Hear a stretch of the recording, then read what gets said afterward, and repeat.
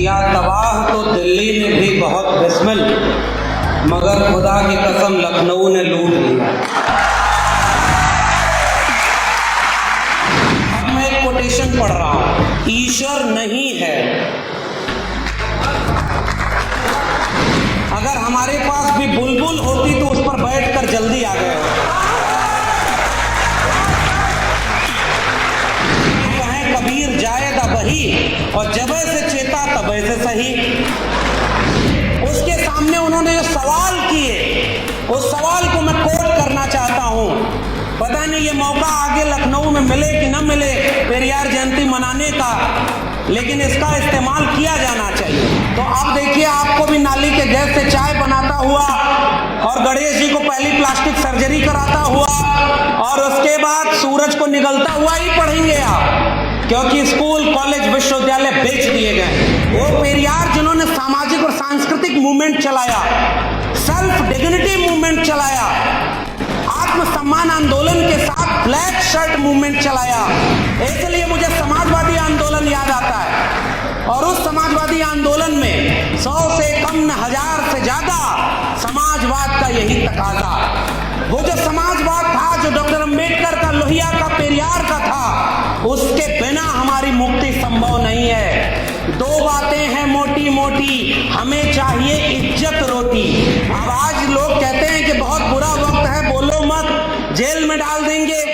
आजकल जेल में डाला है, उमर खालिद जेल में है, खालिद सैफी जेल में है, प्रोफेसर हनी बाबू, प्रोफेसर आनंद तेलतुंबड़े जेल में है, और जो लोग बिल्किस बानो का बलात्कार किए वो बेल पे बाहर हो रहे हैं और उनको फूल माला से स्वागत किया जा रहा है। ये लड़ाई तो सीधे विचारधारा की हो गई है, और इस विचारधारा में आप नहीं भी बोलेंगे तो मारे जाएंगे।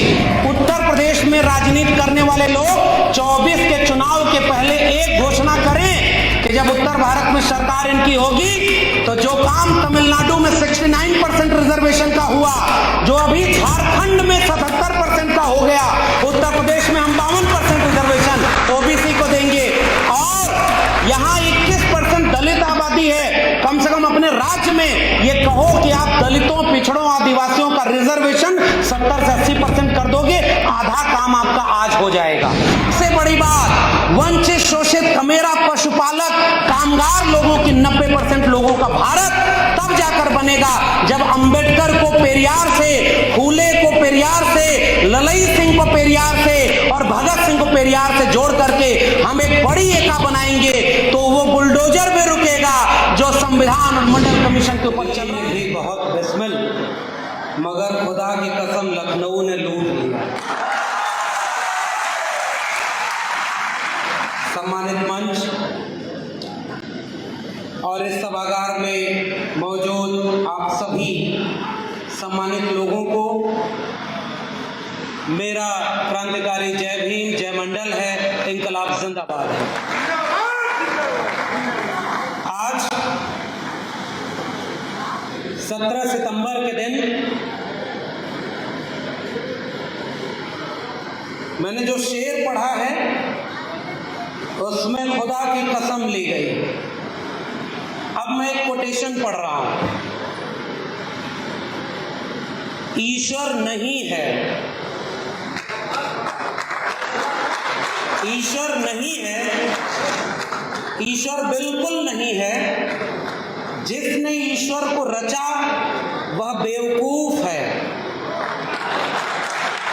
जो ईश्वर का प्रचार करता है वह दुष्ट है, और जो ईश्वर की पूजा करता है वह बर्बर है।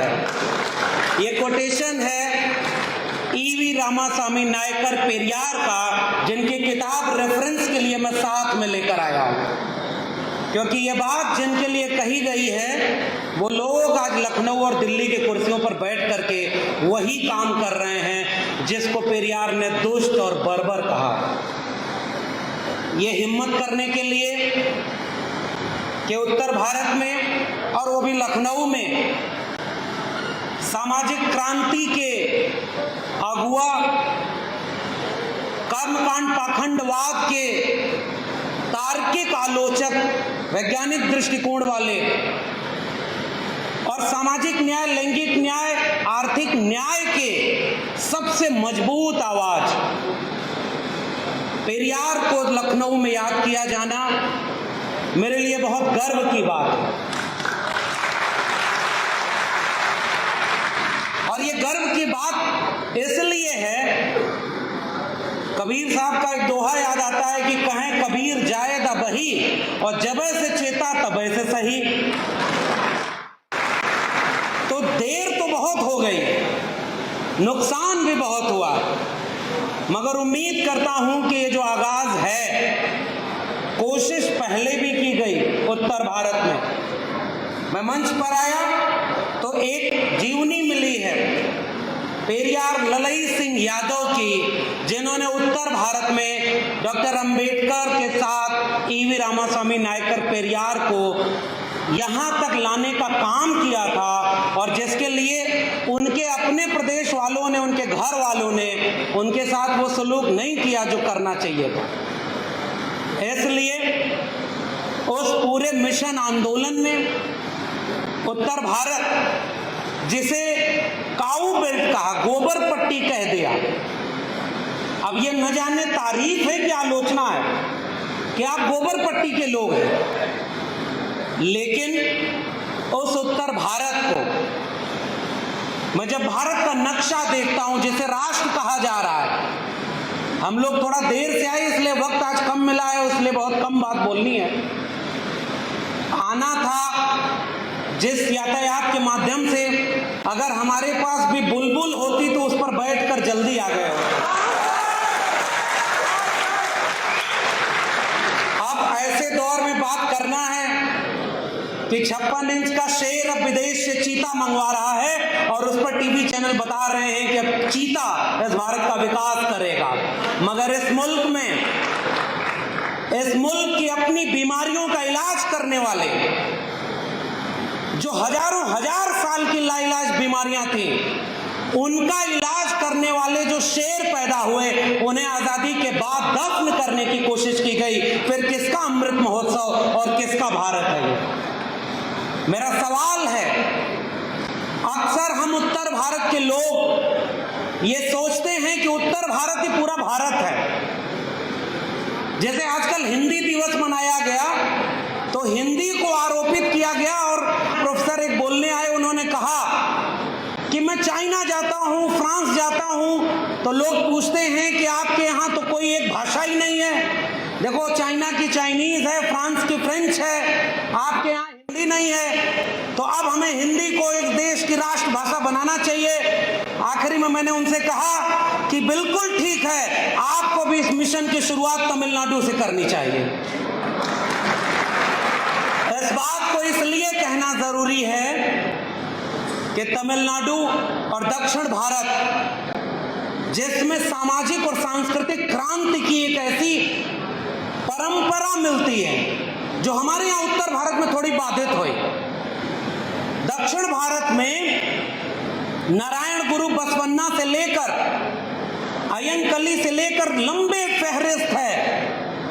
उस कड़ी में जब पेरियार अपनी लड़ाई लड़ रहे थे, एक दो किस्सा सुना करके बात करूंगा कि बहुत कम उम्र थी, अच्छे खासे घर के थे, लेकिन उनके घर पर जब कुछ ब्राह्मण, कुछ कर्मकांडी लोग आए तो उन्होंने तर्क करना शुरू कर दिया, और जब तर्क किया और धर्म को खारिज किया तो जाते जाते ब्राह्मणों ने कहा कि ये बेटा तुम्हारा बहुत बिगड़ रहा है, इसको कुछ ठीक रास्ते पे ले आओ।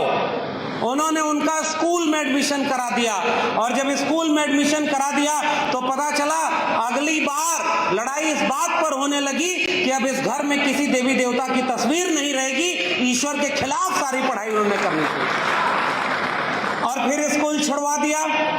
उत्तर भारत आए, बनारस में गए।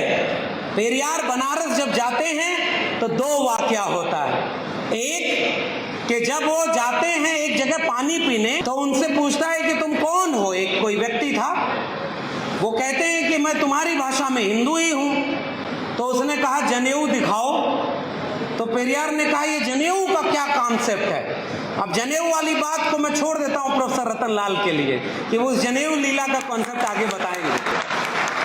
और और दूसरी बार जब उनसे खाना खाने के लिए, पानी पीने के लिए जब उनसे उनकी जाति पूछी गई, तो पेरियार ने उसी दिन ठान लिया था कि ये धर्म तो और बड़ा पाखंड है जो सबको ईश्वर के सामने तो बराबर मानता है, लेकिन अपने अंदर जाति रखता है, और जाति में कुछ लोग शूद्र हैं, निकृष्ट हैं, कमजोर हैं, और कुछ लोग बहुत ताकतवर हैं। पेरियार वापस लौटते हैं और दक्षिण भारत में जनेऊ के साथ क्या सलूक करते हैं ये आपको पढ़ना चाहिए। मैं रेफरेंस के लिए किताबें साथ लाया हूं। और उसके बाद पेरियार ने वो लड़ाई शुरू की कि ईश्वर के खिलाफ मूर्तियों की तमाम फेहरिस्त, धर्म की फेहरिस्त, उसके सामने उन्होंने जो सवाल किए, उस सवाल को मैं कोट करना चाहता हूं। पता नहीं ये मौका आगे लखनऊ में मिले कि न मिले पेरियार जयंती मनाने का, लेकिन इसका इस्तेमाल किया जाना चाहिए।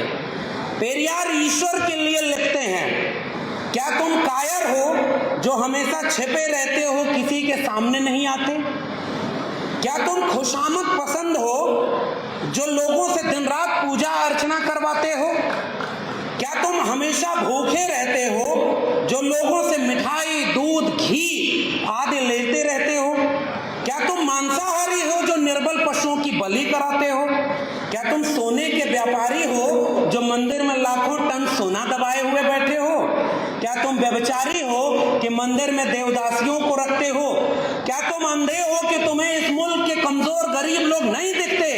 क्या तुम लाचार हो कि जिन पर हिंसा हो रही है उनकी मदद नहीं करते? इस बुलंदी और इस तेवर का नाम है पेरियार, और उत्तर भारत के लोगों आपने उन्हें आमंत्रित किया। और हमारे बीच में विल्सन साहब बैठे हुए हैं कि हमारे यहां भी तो सामाजिक न्याय का आंदोलन तो चला ही।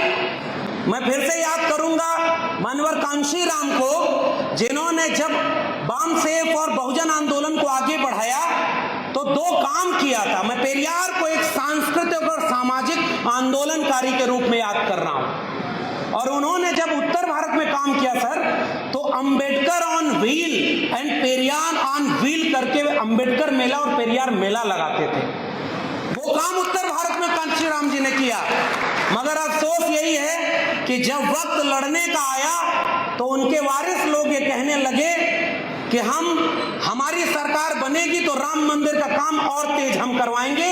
हाथी नहीं गणेश है, ब्रह्मा विष्णु महेश है, और ये आलोचना हमें करनी होगी। और हमारे दूसरी तरफ एक दूसरी पार्टी, जहां तो मैं अब क्या बोलूं, लखनऊ में हूं, आसपास उनके लोग होंगे, उन्हें भी सोचना चाहिए कि घर गंगा जल से क्यों धुलवाया और उसका क्या इलाज होगा, ये आपको भी सोचना चाहिए। मैं इशारे में अपनी बात कह रहा हूं, और चूंकि वक्त बहुत कम है, मैं जब पेरियार को याद कर रहा हूं तो इस मंच से एक अपील, एक गुजारिश करने आया हूं। राजनीतिक सत्ता बहुत महत्वपूर्ण होती है। 24 में चुनाव होने वाला है। 24 में चुनाव बहुत कुछ तय करेगा कि अब आगे आपको भी अगर सफर करना होगा तो अब देखिए, आपको भी नाली के गैस से चाय बनाता हुआ और गणेश जी को पहली प्लास्टिक सर्जरी कराता हुआ और उसके बाद सूरज को निकलता हुआ ही पढ़ेंगे आप, क्योंकि स्कूल, कॉलेज, विश्वविद्यालय बेच दिए गए। इसलिए पेरियार साहब को मैं आखिरी बात केवल अपील के लिए कह रहा हूं, ये जितनी किताबें हैं ये घर घर पहुंचाइए। कोशिश की थी ललित सिंह जी ने, और सच्ची रामायण द ट्रू रीडिंग, आप राम के नाम पर पूरे देश में राजनीति कर रहे हो। वो पेरियार जिन्होंने सामाजिक और सांस्कृतिक मूवमेंट चलाया, सेल्फ डिग्निटी मूवमेंट चलाया, आत्मसम्मान आंदोलन के साथ ब्लैक शर्ट मूवमेंट चलाया। उस समय इस मुल्क में जब कुछ लोग सफेद कपड़े के नाम पर सादगी की बात करते थे, पेरियार ब्लैक शर्ट मूवमेंट चला करके आत्मसम्मान आंदोलन की बात करते हैं। इसलिए मुझे समाजवादी आंदोलन याद आता है, और उस समाजवादी आंदोलन में 100 से कम न 1000 से ज्यादा समाजवाद का यही तकाजा। वो जो समाजवाद था जो डॉक्टर अंबेडकर का, लोहिया का, पेरियार का था, उसके बिना हमारी मुक्ति संभव नहीं है। दो बातें हैं मोटी मोटी, हमें चाहिए इज्जत रोटी। और आज केवल ये समझा जाता है कि राजनीतिक सत्ता अगर आप हार गए तो आप कुछ नहीं कर पाएंगे। मैं ये कहना चाहता हूं कि पेरियार को जब भी मैंने पढ़ा, समझा, महसूस किया, विल्सन साहब हैं। अब आज लोग कहते हैं कि बहुत बुरा वक्त है, बोलो मत, जेल में डाल देंगे। आजकल जेल में डाला है, उमर खालिद जेल में है, खालिद सैफी जेल में है, प्रोफेसर हनी बाबू, प्रोफेसर आनंद तेलतुंबड़े जेल में हैं, और जो लोग बिल्किस बानो का बलात्कार किए वो बेल पे बाहर हो रहे हैं और उनको फूल माला से स्वागत किया जा रहा है। ये लड़ाई तो सीधे विचारधारा की हो गई है, और इस विचारधारा में आप नहीं भी बोलेंगे तो मारे जाएंगे। और इसलिए मैं याद करता हूं, दक्षिण भारत में इसी दौर में जब उत्तर भारत से कुछ हुंकार भरी गई, तो जो पेरियार के वारिस के नायक थे, उन्होंने कहा कि mister Modi and mister Shah, हम आपको आंख में आंख डाल करके बताना चाहते हैं कि हमारे पास लीगेसी है, वो ईवी रामास्वामी नायकर पेरियार की लीगेसी है, और वो स्टालिन वहां पर काम कर रहे हैं।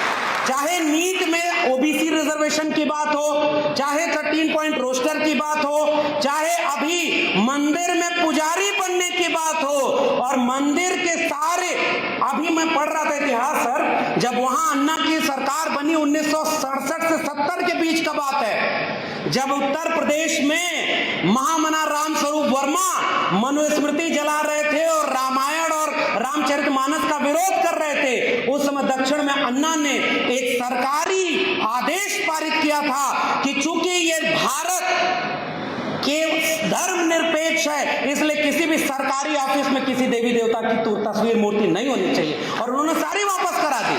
हमारे यहाँ तो ये हो रहा है कि अब हर विश्वविद्यालय को देवालय बना दो, राम मंदिर बन रहा है, काशी मथुरा बाकी है, वो भी काम शुरू हो गया है, आप लगे रहिए। इसकी चुनौती कौन देगा? ये डॉक्टर अंबेडकर ने अपनी पुस्तक एनिहिलेशन ऑफ कास्ट के आखिर में जाति के विनाश के लिए बहुत सारे सूत्र बताए हैं। उनमें एक सूत्र था रोटी बेटी का संबंध। पेरियार को याद करने का मतलब है हम अपने भीतर भी थोड़ा झांकें। उसी में सूत्र दिया डॉक्टर अंबेडकर ने कि पुजारियों का एग्जाम होना चाहिए, और वह एग्जाम स्टालिन साहब ने वहां करवा दिया है, और अब वहां की लड़ाई को उत्तर भारत ले आने की जरूरत है।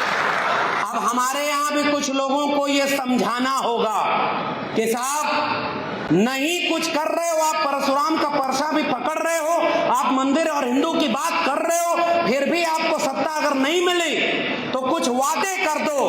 पहला वादा कि वो जो चरवाहा संस्कृति के लोग थे, पशुपालक जातियां थी, जिससे पेरियार आते थे, पेरियार ने कहा जाति खत्म करो, कर्मकांड अंधविश्वास खत्म करो, और जो जिसकी जितनी हिस्सेदारी है उसको उतना दो। उत्तर प्रदेश में राजनीति करने वाले लोग 24 के चुनाव के पहले एक घोषणा करें कि जब उत्तर भारत में सरकार इनकी होगी तो जो काम तमिलनाडु में 69% रिजर्वेशन का हुआ, जो अभी झारखंड में 77% का हो गया, उत्तर प्रदेश में हम 52% रिजर्वेशन ओबीसी को देंगे, और यहाँ 21% दलित आबादी है। कम से कम अपने राज्य में ये कहो कि आप दलितों, पिछड़ों, आदिवासियों का रिजर्वेशन 70 से 80% कर दोगे, आधा काम आपका आज हो जाएगा।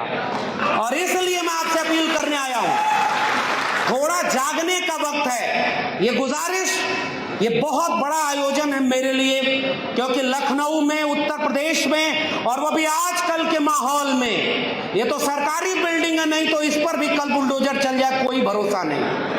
आप पेरियार को याद कर रहे हैं, इसलिए अंतिम बात केवल ये कह के विदा लूंगा, मौका मिलेगा तो फिर आएंगे। और ये जो किताबें हैं, और एक सूत्र बस देके जा रहा हूं, पेरियार जिन्होंने लंबी लड़ाई लड़ी, भगत सिंह को जब फांसी हुई तो कुडी अर्थों में पेरियार साहब ने लिखा कि उस नौजवान के भीतर तेवर था, आज पूरे भारत का नुकसान हुआ है जो उसे फांसी हुई। डॉक्टर अंबेडकर ने उसी समय मूक नायक में संपादकीय लिखा था, और दोनों ने, अंबेडकर और पेरियार ने, उस वक्त की संपादकीय भगत सिंह के नाम पर दी।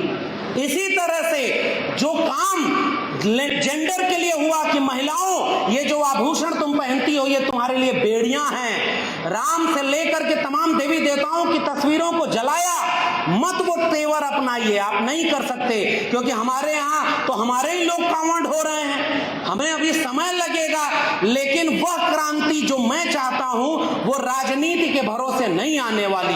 राजनीति आपकी आ जाएगी, सरकार बन जाएगी, फिर उन्हीं के लोग वहां बैठ करके कहेंगे कि आपके साथ चारों तरफ जंगल राज हो गया। जैसे बिहार में जिस दिन सरकार बदली शाम को जंगल राज शुरू हो गया, वैसे ही अगर आप पेरियार को याद करना चाहते हैं तो साथियों घर घर पेरियार को पढ़ाने की जरूरत है, थोड़ा हिम्मत करने की जरूरत है। वो ब्लैक शर्ट मूवमेंट, वो आत्मसम्मान आंदोलन, वो महिलाओं की मुक्ति, वो आर्थिक सामाजिक न्याय, वो जाति का विनाश, और सबसे बड़ी बात वंचित शोषित कमेरा पशुपालक कामगार लोगों की 90% लोगों का भारत तब जाकर बनेगा जब अंबेडकर को पेरियार से, फूले को पेरियार से, ललई सिंह को पेरियार से और भगत सिंह को पेरियार से जोड़ करके हम एक बड़ी एका बनाएंगे। तो वो बुलडोजर भी रुकेगा जो संविधान और मंडल कमीशन के ऊपर चल रहा है। आपने मुझे आमंत्रित किया, बहुत बहुत धन्यवाद। जय भीम, जय मंडल, संविधान जिंदाबाद, उलगुलान जिंदाबाद। रोको मत, हमें टोको मत, हमें आगे बढ़ते जाना है। जय भीम का नारा लगाना है, जय भीम का नारा लगाना है। जय भीम, जय भीम। अंबेडकर नेशन चैनल आर्थिक समस्या से गुजर रहा है। अगर आप बहुजन समाज में बाबा साहेब अंबेडकर और तथागत बुद्ध की विचारधारा को अधिक से अधिक लोगों तक पहुंचाना चाहते हैं तो हमें आर्थिक सहयोग प्रदान करें, ताकि हम अपने चैनल के माध्यम से देश विदेश में समता, बंधुता, एकता और संवैधानिक अधिकारों को ज्यादा से ज्यादा लोगों तक पहुंचा सकें। आप अपनी सहायता राशि नीचे लिखे खाते में जमा करा सकते हैं। खाता धारक गौतम रत्ना, खाता संख्या 316957686551, IFSC कोड SBIN 0060336, बैंक भारतीय स्टेट बैंक। आप हमारे बैंक खाते का विवरण स्क्रीन पर भी देख सकते हैं। Hello friends, hi everyone, welcome to Rose Cinema. Rose Cinema पे आपका स्वागत है, जहां आपको देखने को मिलेगा roasting, hosting, action, comedy, suspense, sting, untold story. हमारे चैनल रोज सिनेमा को लाइक, शेयर एंड सब्सक्राइब करना मत भूलिएगा। भूलिए। मैं गौतम रत्ना आपका बहुजन फिल्म प्रोडक्शन में स्वागत करता हूं, और आप हमारे प्रोडक्शन हाउस के अंदर अपना कैरियर बना सकते हैं as a film director, as a producer and actor and actress and editor and cinematographer also. अगर आपको फिल्म से रिलेटेड कुछ भी प्रोजेक्ट आपको बनवाना है तो हमारे पास में पूरा सेटअप है, जिसमें फिल्म कैमरा है, शूटिंग लाइट्स है और एडिटिंग है। सारा A to Z एक ही जगह पर आपको हमारे यहाँ पर मिल जाएगा। तो दोस्तों, आप हमें कांटेक्ट कर सकते हैं हमारे नंबर्स पर 9810085714 और 8510005714। हमारे वेबसाइट पे विजिट कर सकते हैं www.filmserviceindia.com, और हमें मेल भी कर सकते हैं gautamfilmsproduction@gmail.com पर। धन्यवाद।